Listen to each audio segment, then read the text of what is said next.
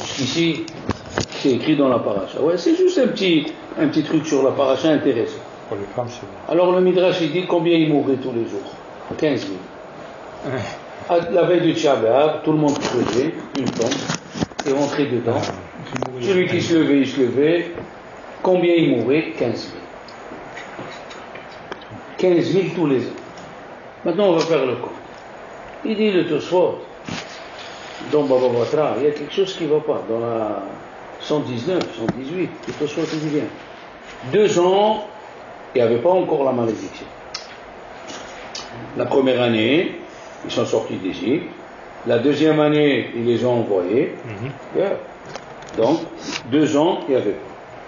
La dernière année, ils sont pas morts. Ils sont pas morts. Donc, de 40, on lève 3, combien il reste 37. 37. Viens, on va faire. 37 multiplié par 15 000, 550 000. Et où ils sont 600 000 Il manque 50 000. Oui. Le Tosfot il dit, il ne faut pas dire qu'ils sont morts 15 000, comme ça il dit le Tosfot, il faut dire qu'ils sont morts 16 000. Allez, viens, on va faire 16 000. 16 000 multiplié par 37 ans, 592 000. Il manque une île. Il manque une île pour 600 000. Donc, non, mais moi j'ai fait, vous ne m'avez pas compris. Alors, combien ils sont restés dans le désert Et 2 ans. 40 ans moins 3. 40 ans moins 3. Voilà. Le Tosfot dans Baba Batra, lui il dit, il fait un autre compte. Il a dit c'est pas 16 000. Lui il dit 21 000. Ah, Et on va faire 37 fois 21 000, 777 000. C'est plus que 600 000. Non, je crois que c'est pas 37, peut-être que vous avez dit, il me semble que c'est 37. Les 2 premières années, il n'y a rien eu. La dernière année, il n'y a rien eu. Ça fait 3 ans. de 40 ans d'Égypte, 37. 37. Alors si tu fais 37 16 000 multiplié. fois... Il manque 8 000. Attends. Non, 37 fois 16 000. 16 000, 592 000. Ah, Il manque 8 000. C'est ça, c'est plutôt ça. Et l'autre, 760 C'est 17 000. On doit arriver à combien?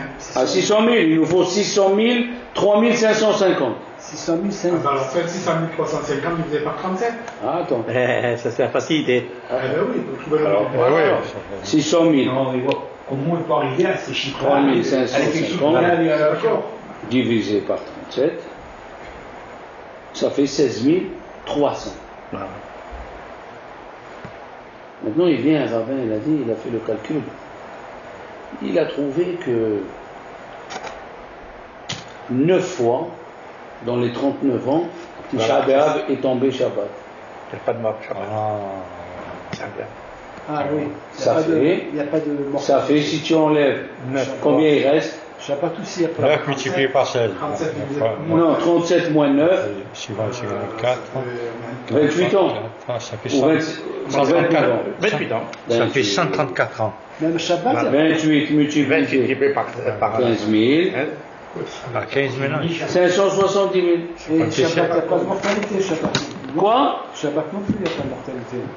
Non, mais c'est ce qu'il est en train de dire. Il est en train de dire qu'il a fait le calcul, le Rav. Rabbi David Offenheim, il a fait le calcul, il a dit qu'il a trouvé que 9 fois Tisha B'Av est tombé Shabbat. Oui, Donc, ils n'ont pas creusé le vendredi, d'accord. ni le Shabbat. Donc, ils ne sont pas morts. Et alors les Shabbats? Et le rabbin, Et je veux dire, Pendant 40 ans. le rabbin, hein, le Chavot Yair, il a dit au contraire. Si c'est tombé Shabbat, ils n'ont qu'à creuser vendredi après-midi. Lui, il a dit, moi je dis le contraire. Qu'est-ce que ça veut dire le contraire? Faut qu'il rajoute. Moi je dis, ceux qui sont morts le dimanche, c'est eux qui ne sont pas morts. Parce que ceux qui devaient mourir Shabbat, ils creusaient vendredi, ils rentraient. ben ouais. Mais celui qui devait vous mourir dimanche, quand est-ce qu'il va creuser? Et non. Eh non. Et non. C'est tout. Parce que ça fait 2 jours. Ça fait Shabbat. On peut Le pas Shabbat, creuser- on creuse pas, on travaille pas. Doucement. On peut pas creuser une tombe et la laisser découverte. Ça s'appelle un obstacle dans le domaine public. On n'a pas le droit de poser Shabbat non plus. Mais c'est ce que je suis en train de C'est ce que dire. je dis. Donc, ceux qui S'il devait mourir Shabbat, vendredi après-midi. Ah, d'accord, on est d'accord. Voilà. Et celui qui devait mourir dimanche. Alors, il devait creuser le dimanche matin. Non, c'est pas comme ça que ça se passait. Il y a écrit, voilà, il y a écrit qu'il dormait le soir, il se levait. Alors, le Béchalom, donc normalement, il faut compter tous les Shabbatot qu'il y a pendant 37 ans. Non, parce que le vendredi après-midi, il dormait et il se levait Shabbat matin. Celui qui se lève, il se lève. Celui qui se lève pas, il se lève Alors, pas. et tous les dimanches, tu as dit, puisque c'est Les dimanches, il ne pouvait pas creuser le Shabbat. Alors, donc, il faut enlever dans les comptes, tu dis, dans les comptes que tu avais. Mais on n'a pas trouvé. On n'a pas trouvé que tu Shabbat 8 fois ton dimanche. 9 fois. Si on avait trouvé que tu Shabbat ton dimanche, on aurait dit, ils n'ont pas creusé Shabbat. Exactement. C'est pas le cas. Ah ouais, on n'a pas trouvé. Donc on reste comme ça en suspension. Comme c'est dit le Tosafot ici, dans Megillah, personne connaît le Nombre exact. Ah, on n'a pas Megillah, bon, on ira voir. Le nombre exact. Megillah. Et une fois, je crois que je l'ai lu dans mon compte. Je ne me rappelle plus. Non, il n'y a pas exactement, voilà, il n'y a pas exactement le chiffre, personne connaît le chiffre exactement. Peut-être que je vais voir bien. Alors. Qu'est-ce que c'est Megillah? Là voilà. La Aleph. Et les Shabbats, Brachot veklalot, Tanu Rabbanan. les Shabbats, est-ce qu'ils mouraient les gens? Mais je crois pas, non, le Shabbat, non. Que le 15 Av, il faisait une joie dans le désert. Pourquoi? Parce que les derniers 15 000, ils ne sont pas morts. C'était pas dans Ta'anit, je suis bête. Pas dans Megillah, Ta'anit. Ah, Voilà, Daflamet. il faut y chercher longtemps alors. Ah oui, alors là. Daflamet. Mettez Midbar Fania. Ta'anit. Tarvaï, Ola Kula. Ah voilà, Hiroshni Tafshilim. Tafshilim, voilà, il parle ici de Téphor. Les Chachamim ils disent, quand ils sont partis, le bon Dieu, il leur a fait de sorte que tout le monde était en train d'enterrer quelqu'un. Oui, pour qu'il passe incognito. Pour qu'il passe occupé. D'accord? La question elle est, dis-moi, en Israël, prenons en Israël. Vous vous rappelez qu'il y avait une année où il y avait des attentats presque toutes les semaines. Quand il y avait le deuxième intifada. Alors maintenant, tu prends le petit déjeuner, tu lis la nouvelle, un autobus a sauté, tu n'arrives plus à manger. D'accord? Tu as coupé l'appétit. À peine. Mais après, si c'est tous les jours, Ça devient banal. qu'est-ce que tu vas dire? Je ne vais pas manger. C'est bien, là. Ça devient banal et tu manges. Ça rentre dans ton champ et après. Qu'est-ce que tu vas faire? Comment on le sait, nous? C'est ce qu'il faut les Israéliens. Comment on le sait? Ici en France, il y a les informations. Quand il y avait la guerre avec les Noirs, ils montraient les morts et les Français ils mangeaient. Ouais, bien sûr. Et l'Israélien, comment ils font? Ils vivent tous les jours grâce à Dieu parce que c'est devenu fromage chez eux. C'est comme, Ça, c'est la première chose. c'est comme les fois qu'on fait. Ça, c'est la première chose. Ah, tu enregistres, comment? Ouais. Ça, c'est la première chose. La deuxième chose, alors, si c'est la première chose, c'est qu'on s'habitue, oui. Alors, la même chose quand les explorateurs ils sont rentrés. Ils ont vu que chaque ville où ils arrivaient, il y avait des morts, ils ont enterré les morts. Donc les gens ne pouvaient pas faire attention à eux. Mais dites-moi, les gens qui habitaient Israël, quelle couleur ils avaient? C'était des noirs ou des blancs? C'est Canaani, c'est français, ils étaient. Canaan, c'était le fils de Ham. Voilà, Canaan, français. Et Noah, il a maudit Ham, il lui a dit tu vas être noir. Voilà. Donc eux, ils étaient noirs. Tu ne les vois pas les Et nous, on était blancs. Tu les vois pas. Puisque Rachid dit que Abraham Avinu, il a dit à Sarah, on va aller en Égypte, fais attention, eux, ils sont noirs et nous, on est blancs. Rachid le dit. Dis que tu es ma soeur. Alors dis-moi, à force de voir les morts tous les jours, oui, tu es habitué. Et puis eux, il dit Rabbi Yaakov Baniski, ils étaient dans une manif, admettons, on ne les remarquait pas. Comment ils sont rentrés? Ils sont rentrés en short. Ils sont rentrés avec les habits de juifs, avec le talit sur eux. Et les autres ne le remarquaient pas. Alors, c'est pas normal. Alors, c'est pas. Alors, comment ils sont venus, ils ont dit. Comment ils sont venus, ils ont dit, les explorateurs, Eres Ochelet Yoshua, une terre qui mange ses habitants. Comment ils peuvent dire ça? Alors que normalement, même tu peux me dire que le premier jour tu es choqué quand on enterre quelqu'un. Mais si pendant 40 jours, l'habitude est partie, ils auraient pu remarquer. Et eux, ils étaient blancs et les autres, ils étaient noirs. Bien sûr. Et quand même, ils n'ont rien vu. Et tu viens, tu dis, la terre, elle mange ses habitants.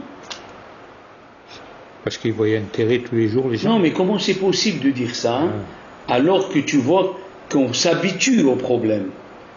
Une terre alors, eux, ils se sont habitués, les gouilles.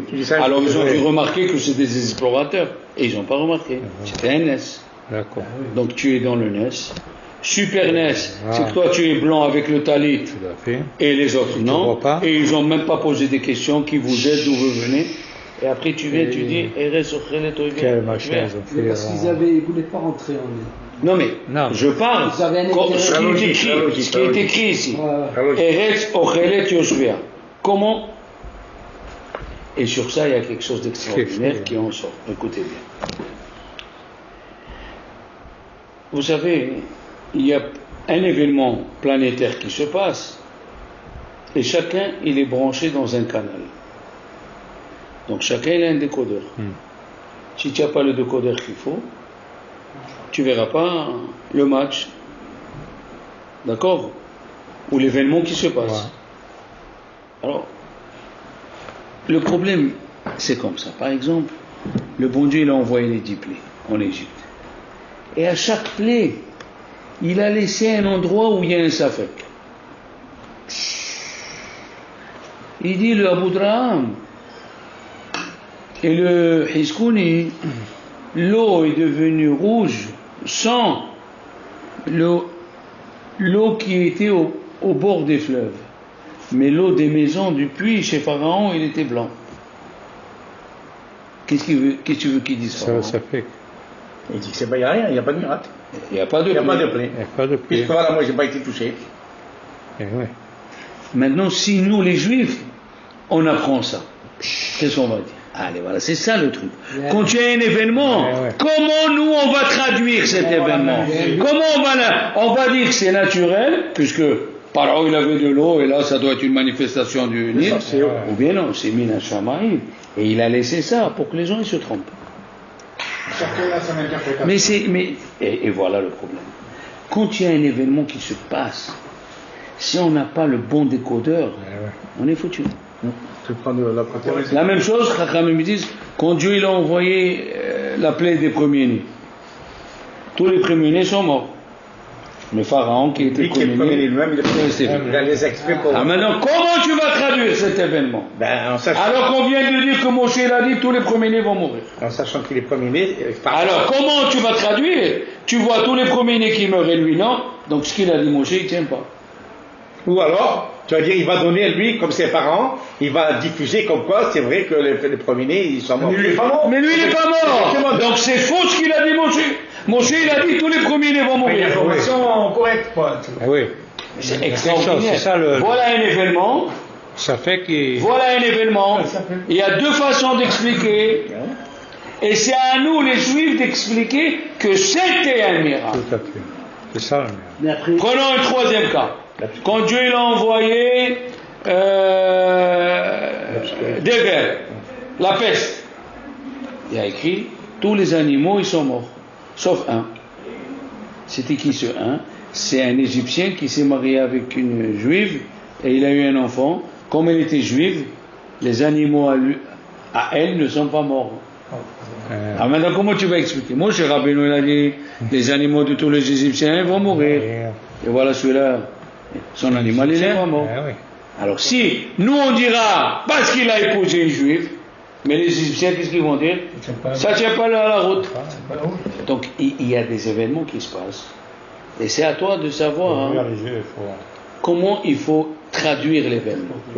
Si tu sais, il a dit le Rambam, dans Moreh Nevuchim, à la fin de Moreh Nevuchim, il a dit à son élève, Rabbi Yosef Wakli, il lui a dit, écoute-moi bien, je t'ai répondu 90% de questions sur Dieu. Mais 10%, c'est ta émouna, c'est ta conviction personnelle qui va expliquer que c'est Mina Shamayim et c'est pas tout seul. Pour le faire À toi avoir le mérite de dire, sinon tu n'auras pas de mérite. Si je te prouve que Dieu, il est à 100%, quel mérite tu vas avoir? Par exemple, il a dit le Ramban, si quelqu'un lui montre le Guéhinam, il vient un ange, il t'amène, tu vois la Guéhinam. Tu vois les gens, ils souffrent. Après tu sers Dieu toute ta vie, tu vas avoir un mérite? Non. Tu as vu Guéhinam? Tu as tout compris. Mais tu n'as pas vu Guéhinam, tu n'as pas vu Olam Haba, et tu crois, c'est ça la récompense. Eh bien c'est ce qui est arrivé aux explorateurs. Ils ont vu un événement. Ils ont dit, cette terre, il y a des microbes. Au lieu de l'analyser de bon côté, au lieu de dire, il est en train de les faire occuper, il nous a fait un S, ils l'ont traduit du mauvais. Côté mal. Il a critiqué. Côté mauvais côté. Comme ils l'ont critiqué du mauvais côté, c'est eux qui ont perdu. Par exemple, non, il faut jamais critiquer. C'est pas ça mon but. Moi, ma démonstration, c'est de te démontrer que quand il y a un événement, même s'il y a un côté que tu peux l'expliquer naturellement, ne tombe pas dans le piège. Ne tombe pas dans le piège. Prenons un autre exemple. Comment c'est écrit quand Dieu il a ouvert la mer Rouge? Qui c'est qui peut me dire qu'est-ce qu'il y a eu la veille? Hazak. Le bon Dieu il a fait un vent, Roi Hazak, 500 km/h. Maintenant le matin il s'est ouvert la mer. Qu'est-ce que tu vas dire? Les gens ils croient pas. C'est le vent. Ils n'ont pas dit le monnaie, ils vont dire c'est le vent qui a ouvert. C'est le vent ou c'est Dieu? À chaque fois, Hachem il laisse un endroit pour que les gens ils se trompent. Voilà, tu viens de le dire. Pour voir s'ils reviennent. D'accord?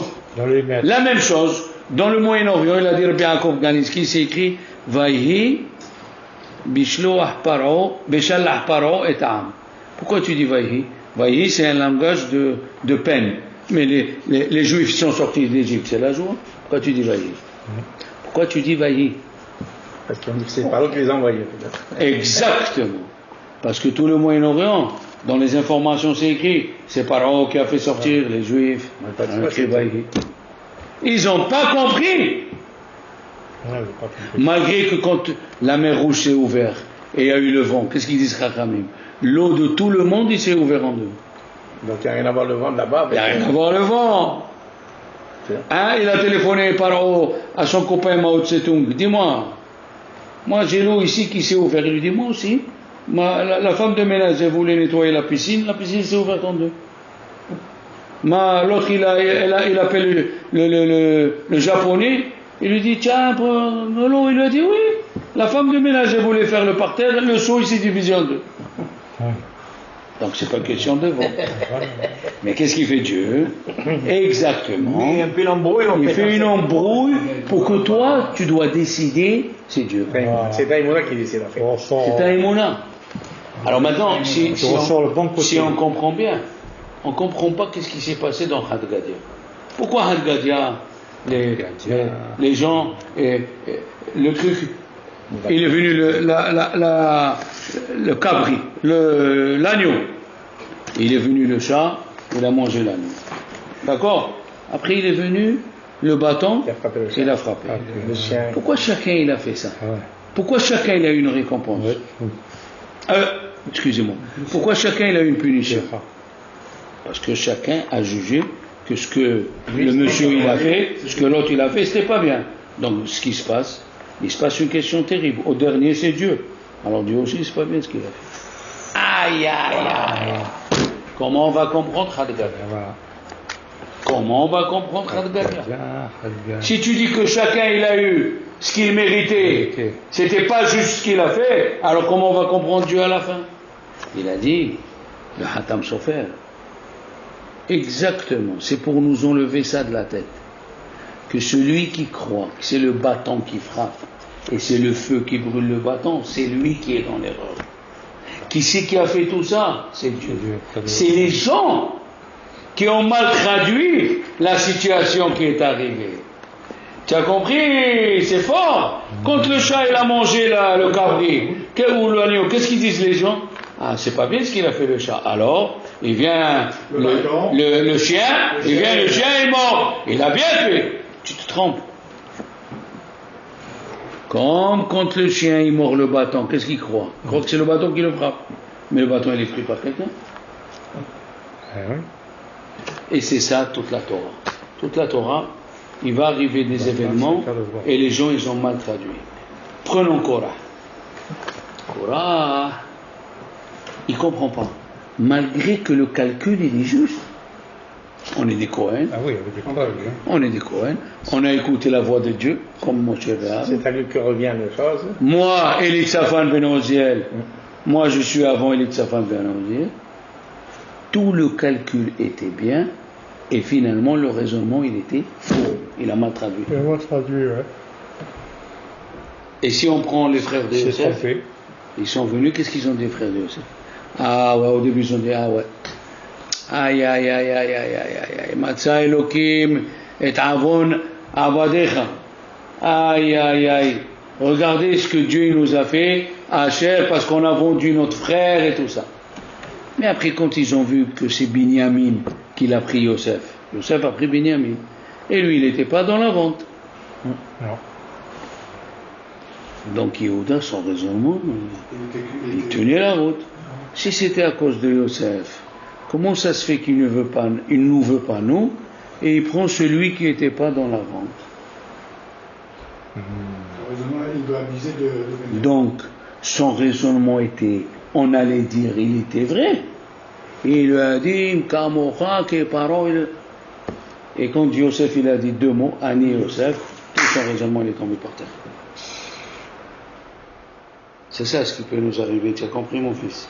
Les gens qui se disent, en Israël, on a une armée forte, on a les patriotes contre les missiles, les juifs, Tzahal, ah voilà, tu retombes dans le péché. Tu dis que c'est ta force, ta force qui t'a donné la délivrance, voilà le piège. Les F-35 et tout. Et c'est ça, encore une fois, la paracha de la semaine. C'est très très difficile ce qui est arrivé. Bien sûr, on ne le comprend pas jusqu'à maintenant. Hein. Mais jusqu'à maintenant, c'est très difficile parce que regardez, si on prend encore une fois Myriam, pourquoi elle a parlé du mal de Moshe? Qu'est-ce qu'elle a dit? Elle a dit à Tzipora, quoi? Ton mari s'est séparé de toi? Oui, depuis qu'il est prophète.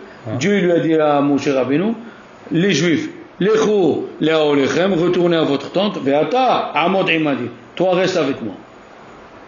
Il y a une explication qui dit très jolie. Qui c'est qui nous dit que Moshe n'a pas changé un peu des trucs dans la Torah? Si quelqu'un il pose la question. Il nous dit peut-être Moshe l'a ajouté ou l'a diminué. Il a dit, Dieu lui a dit au moment de Matan Torah, Ata Amod Imadi, reste debout avec moi, que ça veut dire? Je t'enlève le libre arbitre. Ça peut être libre arbitre. Amod, ça veut dire que c'est quelqu'un qui ne peut plus avancer. Ça c'est. Mais Amod Imadi, ça veut dire toi reste ici, tu n'as pas besoin de retourner voir ta femme. Mais Myriam, dans sa tête, son raisonnement, il était vrai. Elle a dit à Tzipora, comment ça se fait? Ton mari s'est séparé de toi, je ne comprends pas. Mais Abraham Avinu, il était prophète, c'est le premier des prophètes. Eh bien, il était marié avec sa femme. Ishaq Avinu, il était avec sa femme. Yaakov Avinu. Elle a commencé à faire le raisonnement. Elle a dit, mon frère Aaron et moi, donc le raisonnement, il tenait la route. Il tenait la route. Il est venu, Dieu lui a dit, tu as mal traduit. Tu aurais dû comprendre que Moshe n'est pas comme toi. C'est arrivé à un autre niveau. Mais tu t'imagines ça? Combien? Mais ça, c'est une leçon pour la. Il faut retenir cette leçon. Qui peut avoir un événement.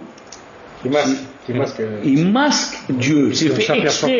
C'est ça qui est. Et si tu le traduis mal, tu tombes dans le piège de la kfira. Kfira, t'as couvert. Au lieu de dire non, c'est la main de Dieu, attention. C'est la main de Dieu. Partout, il faut. C'est la main de Dieu. Tu as eu un PV. C'est normal. Tu comprends, il y avait la police qui est passée. Et pourquoi tu as eu le PV aujourd'hui, pas hier? Et pourquoi la police Pas est passée demain. juste à côté de toi? Quand la police est passée là. Ouais, des fois, tu restes au milieu, il n'y a personne qui Voilà, passe. exactement. Tu restes des fois des minutes au milieu du Là, marché. tout est après, calculé. Peut-être. Quand il t'arrive quelque chose, ouais. ne tombe pas dans le Moi, piège j'ai fait de ça. dire ah ouais, j'ai dû manger ça. Et pourquoi tu as mangé ça? Pourquoi Dieu il a fait que tu as mangé ça? Le hasard, c'est le Il hasard. n'y a pas de hasard chez nous. Le hasard, nous, hasard. C'est ça le mot de la fin. Il n'y a pas de Il n'y a hasard. pas de hasard. Il faut demander à Hachem qui nous protège. Mais oui, il y a pas de de hasard. se À tous les moments, à tromper, tous de les se moments. tromper.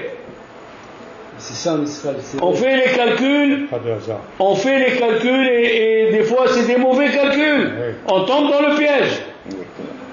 Comment on va faire? Il faut prier Dieu. Vetaher les bénons, on dit. Vetaher les bénons, les ordecha, Bémet. les émet. Ouais. De ne pas perdre le émet devant nous. De ne pas perdre le émet. Hachem est Dieu est de vérité. Quoi. Comment dire, Moi je connais un juif très gentil. Écoutez bien, il a de l'argent. Et sa femme, elle est un peu vieille. Qu'est-ce qu'il a fait? Il a menti à sa femme, il lui a dit je vais aller au Maroc pour faire des affaires. Ah, il est très bien. Il est parti au Maroc. Non mais écoute, comment Dieu Écoute, l'a aimé. c'est un- Comment Dieu l'a aimé. Il est parti au Maroc et il a commandé une prostituée. pas, Il est rentré dans la chambre, ouais. elle s'est déshabillée. Quand il s'est déshabillé, il a eu un AVC. Donc, vous l'aimez. Il ne l'a pas laissé faire. Ah, bien. Ils l'ont ramené avec assurance, Europe Assurance Europe Assistance. et Europe Assistance. Il lui a dit à sa femme j'ai eu quelque chose. Il n'a pas dit la vérité jusqu'à quelques années. Il a dit la vérité. Il a dit Rabbi Yehuda La main de Dieu, Tu n'es pas obligé à faire Et là, ça. non, quand tu écoutes ces histoires, tu vois que Dieu il est là. Bien sûr. Il laisse pas celui pas. qu'il aime faire des péchés. Là, tu vois, maman, qu'est-ce que tu peux traduire si c'est pas la main de Dieu? Qu'est-ce que tu peux traduire? Bien sûr. Le type, Je veux dire, il a un coup de chance. au moment de la Il va dire guerre, qu'il faut. Celui qui ne croit pas, il va dire il a un coup de chance, c'est arrivé vite. Pour le dôme de fer. Pour le dôme de fer. Oui, Il pareil, a aussi. créé le dôme de fer, il a Pareil. dit ce qu'on a créé, c'est voilà. possible que ça marche. Voilà. Il a dit c'était tout dans les Mais bien sûr. Lui-même, il a reconnu. Mais bien sûr. Les Arabes, quand ils ont voyé les scuds de Azza Les sur scuds, Israël, enfin, il a encore dit non. leur Dieu il détourne les scuds. Comme ça, 39, il n'y en a pas un qui est Aïe! Il y a pas Qui est 39 et elle est 39 jours de Shabbat. une crise cardiaque, c'est tout. Alors à nous de ne pas tomber dans le piège de cela. D'accord? Et le Hamas, là, qu'ils ont fait. Tu me l'envoies? Le tribunal entre Tu nous l'envoies à WhatsApp. tout démasqué. Ah Léon, tu crois que c'est comme ça, gratuit?